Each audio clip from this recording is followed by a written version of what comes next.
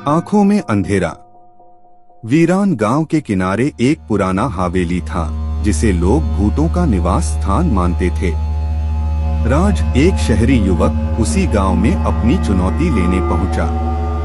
उसने अपने दोस्तों से इस हवेली के बारे में सुना और उसे जाना मन बना लिया। जब राज हवेली पहुंचा तो उसने वहां अपनी टेंशन को छोड़कर इस अत्यंत खूबसूरत हवेली में जाने का निर्णय लिया। जैसे ही वह अंदर प्रवेश किया, वह अजीब और डरावनी आवाजें सुनने लगा। राज ने धीरे से आवाजों की ओर बढ़ता हुआ कदम बढ़ाया। उसने एक पुराना पुस्तकालय देखा जहां सभी पुस्तकें प्राचीन थीं।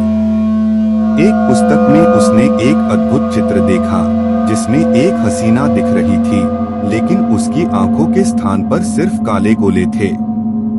जब राज ने पुस्तक बाहर लेकर पढ़ने लगा तो उसे पता चला कि वह हवेली प्राचीन है और उसमें एक अत्यंत शक्तिशाली वास्तुकला रखी गई है जो अनजाने लोगों को उसकी शक्ति में बंधक बना देती है।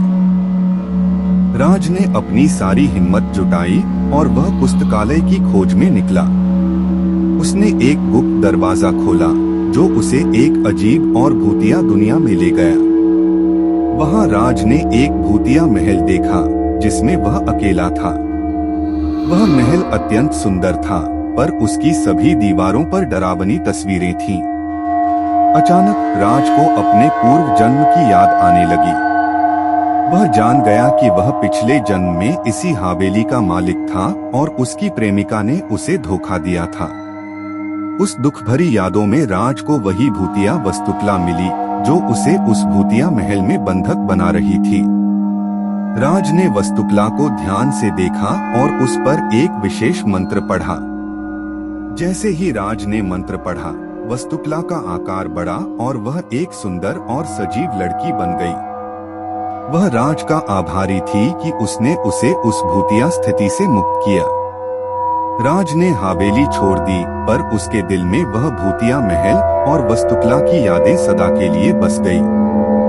लोग कहते हैं कि राज का अंतिम संस्कार वही गांव में हुआ, पर उसकी आत्मा हमेशा उस हवेली में रहती है। इस कहानी से हमें यह सीखने को मिलता है कि पुरानी यादों और अतीत के विरुद्ध लड़ने की शक्ति और प्रेम की शक्ति अनगिनत है। जीवन में हमें हमेशा अच्छे कामों के लिए प्रयास करना चाहिए और अपनी भूली बिसरी यादों का सामना करना चाहिए।